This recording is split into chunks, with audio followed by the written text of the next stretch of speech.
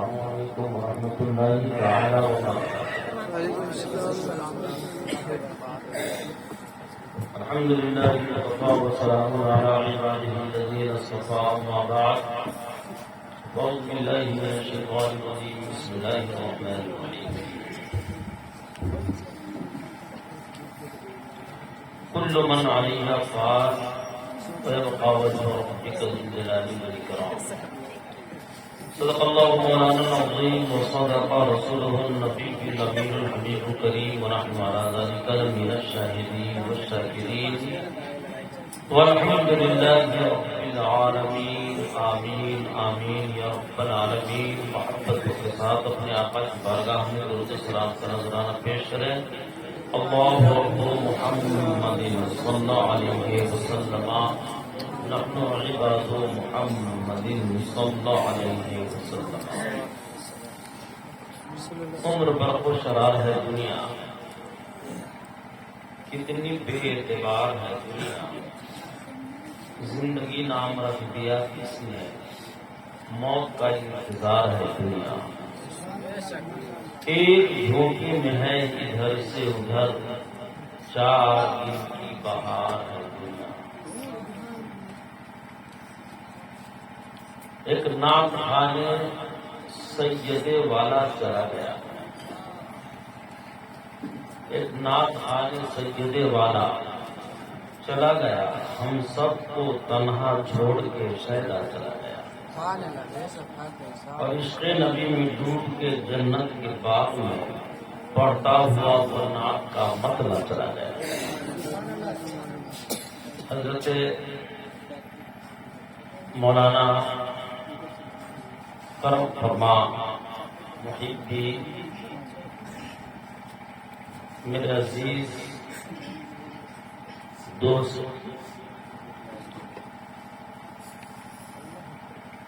غلام رسول شیدر مرفادی علیہ رحمہ اب اس دنیا میں آئے۔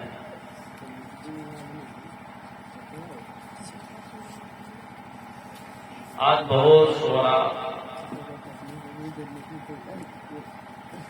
ان کی بزم میں اظہار ثواب کی نیت سے تہنیت پڑھنے آ گئے، ان کی کمی محسوس ہو رہی ہے۔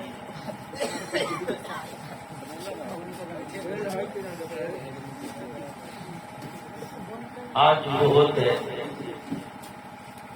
تو محفل میں 4 نہیں 8 چاند لگ جاتے۔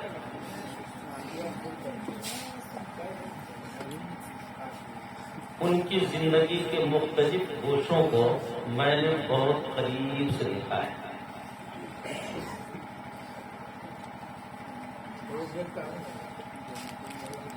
بہت سارے افراد کو جب ان کی موت کی خبر لگی تو بھاؤک ہو گئے، حیرت میں پڑ گئے، اور انہیں یقین ہی نہیں آ رہا تھا کہ حضرت شیدہ مرفادی کے ساتھ اس طرح کا حادثہ ہو سکتا ہے۔ اور چونکہ وہ ہمارے ہم نام تھے اس لیے بہت سارے لوگوں کو کنفیوژن بھی ہوا، بہت سارے لوگوں کو میرے تعلق سے گمان ہوا، اور میرے پاس، میرے ہمدردوں کے پاس، میرے دوستوں کے پاس بھی فون آئے، اور انہوں نے خبر دیا کہ معاملہ کیا ہے۔ خود میرے رشتےدار سالے کو پتہ چلا جلیشور سے، انہوں نے میرے سسر کو فون کیا، کیونکہ میں اس دن سیو نگر میں تھا۔ مولانا کمال احمد خان کنہولی والے نے میرے پاس فون کیا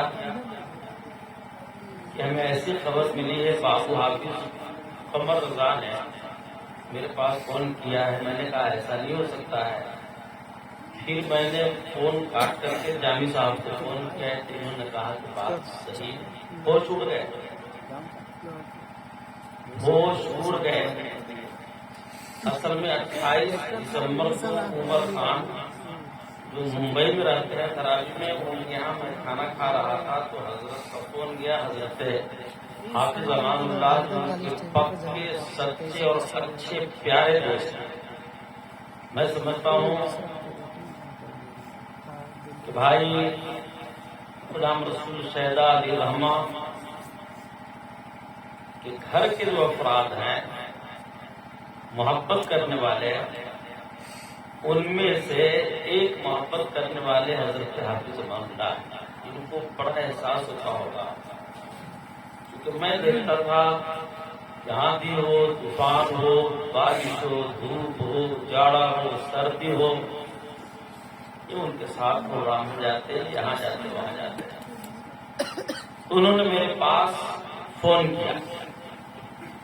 میں نے کہا کہ میں بعد میں بات کرتا ہوں، کیونکہ ان کی بیوی بہت قابض اور احساس تھا. اور ایک ہی 2 روز کے بعد چونکہ مجھے آنا تھا، بہت سارے افراد نے رسید کٹوائی تھی، پیسے باقی رہ گئے تھے، میں سرگردہ تھا. عجب اتفاق کہ میں دوبارہ فون نہیں کر سکا مصروفیات اور الجھن کی وجہ سے، اور کل ہی پرسوں ہو کر کے میں وہاں سے بائی فلائٹ چلا آیا. 28 کو بات ہوئی تھی، 31 کو میں گھر چلا آیا. اور میں نے جامی صاحب سے بھی کہا کہ حضرت نے فون کیا تھا لیکن جواب نہیں دے سکا، میں چلا آیا. ابھی 22-21 کو چلا اور 22 کو گوہاٹی سے، چونکہ یہاں سے 11 کو میں چلا گیا تھا، 22 کو واپسی ہوئی صبح میں. میرے گمان میں یہ بات تھی کہ حضرت ابھی وہی ہیں. 22 ہی کو میں آیا اور 2 تاریخ کو ان کا انتقال ہوا. 1 تاریخ کو میرے وہم و گمان میں بھی نہیں تھا. میں نے جامی صاحب سے کہا کہ پھر لاش کیسے آئے گی؟ تو انہوں نے کہا کہ گھر پہ تو 9 ہی 10 تشریف لے آئے تھے. عجب اتفاق کے ملاقات نہ ہو سکی، وہی فون پہ جو بات ہوئی تھی اس کے بعد دید شدید بھی نہیں ہو سکی. حضرت شہداء مقامی کو میں نے عرض کیا نا، بہت قریب سے میں نے دیکھا ہے. ان کے بیٹوں کو میں سمجھایا تھا کہ 1 ہفتہ پہلے مجھے بند کر دیا ممبئی سے جب آیا تھا تو میں نے ان کو کہا تھا جہاں پہ سفر کرنے کے لیے ہماری روح کانپتی تھی، ایسے نازک وقت میں بھی کوئی فون کرتا کہ میرے یہاں پروگرام ہے تو سائیکل اٹھاتے اور چلے جاتے. میں نے دیکھا ادھر سے گھٹا ٹوپ اندھیرا، اب طوفان آئے تب طوفان آئے، اب بارش ہو تب بارش ہو. اور ادھر لہوریا سے فون آیا، 10 سال پہلے کی بات بتا رہا ہوں یا 15 سال پہلے کی. لہوریا سے فون آیا کہ میرے یہاں محفوظ شہداء صاحب تشریف لائیے. چل دیے. یہ بھی نہ دیکھا کہ آندھی ہے، طوفان ہے، بارش ہے، کس مصیبت سے میں وہاں تک پہنچوں گا. کیونکہ ان کے گھر کے زیادہ ممبران زیادہ ان کے خرد و نوش اور معاش کا معاملہ تھا، کس حساب سے وہ مینج کرتے وہ صرف وہی جانتے تھے. ایسے بہت سارے مواقع آئے جہاں دعوت کی اور میں نہیں جا سکا، پریشانی کی وجہ سے، دشواری کی وجہ سے، سردی کی وجہ سے، کیچڑ کی وجہ سے، پانی کی وجہ سے، آندھی اور طوفان کی وجہ سے، لیکن وہ پہنچ گئے. بہت سارے شعراء ہمارے یہاں تشریف فرمائے، برا نہ مانے. ان میں سے بہت لوگ اچھے ہیں اور سب بلکہ اچھے ہیں، لیکن شہداء صاحب کو جو میں نے قریب سے دیکھا ہے وہ اچھوں میں بھی اچھے تھے. اچھوں میں بھی نماز کے اتنے پابند.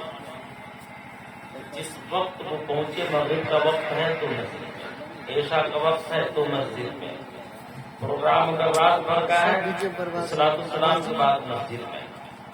نماز میں نے ان کو چھوڑتے ہوئے نہیں دیکھا. مولوی صورت، چہرے پہ داڑھی، کرتا پاجامہ، 250 سر پہ ٹوپی، بہترین عالم، اچھے شاعر اور شاندار شعلہ مقرر۔ جب کوئی مقرر کسی اسٹیج پر نہ آ پاتے تو شیدا مرمادی اکیلے کھانے دیتے ہیں۔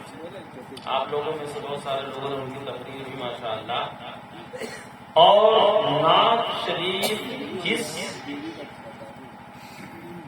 انداز میں پڑھنا چاہیے، عشق رسول کے جس سانچے میں ڈوب کر پڑھنا چاہیے، شاعر صاحب پڑھ رہے ہیں۔ اگر کوئی شاعر کسی اسٹیج پہ کم ہوتا تو شاہدہ صاحب جہاں تشریف فرما ہوتے، شاعر کی کمی محسوس بھی نہیں ہونے دیتے۔ اخلاق کی اتنی دھنی، خود سے کیا ہے؟ کوئی اس راستے سے گزر تو جائے باہر کی کوئی آدمی، بغیر چائے پلائے، بغیر ناشتہ کھلائے، بغیر پان کھلائے، مجال نہیں کہ وہ آدمی ٹس سے مس ہو جاتا ہے اور گزر جاتا ہے۔ اللہ کے حبیب سید عالم صلی اللہ تعالی علیہ وسلم شان میں اللہ رب العزت کی ارشاد فرمائی، لقد اعلیٰ قدرت عظیم، محبوب ہم نے آپ کے خلق کو بلند کیا، اخلاق کو۔ جناب شیدا مرقادی علیہ رحمہ اخلاق کے بڑے دھنی تھے۔ قیامت کے روز میزان عمل میں سب سے وزنی جو عبادت ہوگی وہ اخلاق ہے۔ اخلاق کے بڑے دھنی سے ہمارے شیدا صاحب، یہ کوئی منہ دیکھی بات میں نہیں کہہ رہا، اور حق وہ اتنے کہ منہ پر کسی کو کوئی حق اور سچی بات کہنے سے ڈرتے بھی نہیں تھے، آپ کو برا لگے بھلا لگے۔ تو بہت ساری خوبیوں کے حامل، بہت ساری خوبیوں کے مالک ہمارے شیدا بھائی علیہ رحمہ تھے۔ بعد مثال بھی آپ نے ان کا چہرہ دیکھا ہوگا، بہت سارے لوگوں کے چہرے مرجھا جاتے ہیں، لیکن یہ چہرہ ایسا لگ رہا تھا کہ گویا جنتی کا چہرہ سامنے سے رکھ رہا تھا۔ اس علاقے میں جنازے میں کبھی کسی فرد نے اتنی بھیڑ نہیں دیکھی ہوگی۔ اگر ایک روز جنازہ روک دیا جاتا تو میں سمجھتا ہوں کہ شاید مدرسے کی اس زمین پہ ان کا جنازہ ہوا ہے وہ زمین بھی ناکافی ہوتی۔ سب لوگ اشراف سوگوار اور سارے لوگوں کے چہرے اترے ہوئے تھے، سب لوگ ان کے خلاف کی گیت گا رہے تھے، اور ایمان والے صاحب ایمان اچھے لوگ مسلمان جس کو اچھا کہہ دے یقیناً وہ اچھا ہی ہے۔ اللہ کے حبیب سید عالم صلی اللہ تعالی علیہ وسلم مسجد نبی کے قریب تشریف فرما ہے، صحابہ کرام حالہ بن کر آپ کے ارد گرد ہیں۔ ایک جنازہ گزرا تو صحابہ کرام نے عرض کیا، یا رسول اللہ، یہ آدمی بڑا نیک تھا، بڑا متقی تھا، پرہیزگار تھا، تقویٰ دار تھا، بااخلاق تھا، اچھے کردار کا مالک تھا۔ اللہ کے حبیب صلی اللہ تعالی علیہ وسلم ارشاد فرماتے ہیں، وجبت وجبت وجبت۔ اتفاق کی بات ہے کہ تھوڑی ہی دیر کے بعد ایک اور جنازہ گزرا۔ صحابہ کرام کی نظر جب پڑی تو صحابہ کرام گویا ہوئے، یا رسول اللہ، یہ بڑا بدکردار تھا، بد اخلاق تھا، بڑا ظالم تھا، مجرم تھا، عیسیاں شیار تھا، بہت منحوس آدمی تھا۔ واقعہ ارشاد فرماتے ہیں، وجبت وجبت وجبت، یعنی واجب ہو گئی، واجب ہو گئی، واجب ہو گئی۔ صحابہ کرام حیرت میں ہیں، یا رسول اللہ، ہم نے مطلب سمجھا نہیں، ہم نے کہا ایک جنازہ جا رہا تھا کہ یہ آدمی بڑا اچھا تھا، تو آپ نے فرمایا وجبت، اس کو کہا بہت برا تھا تو بھی آپ فرما رہے ہیں وجبت، بات تو دونوں کی وہی ہے، وجبت واجب ہو گئی، کیا معاملہ، کیا مطلب؟ خلاصہ فرمائے سرکار، واقع ارشاد فرماتے ہیں مسلمان جس کو اچھا کہہ دے وہ اچھا ہے۔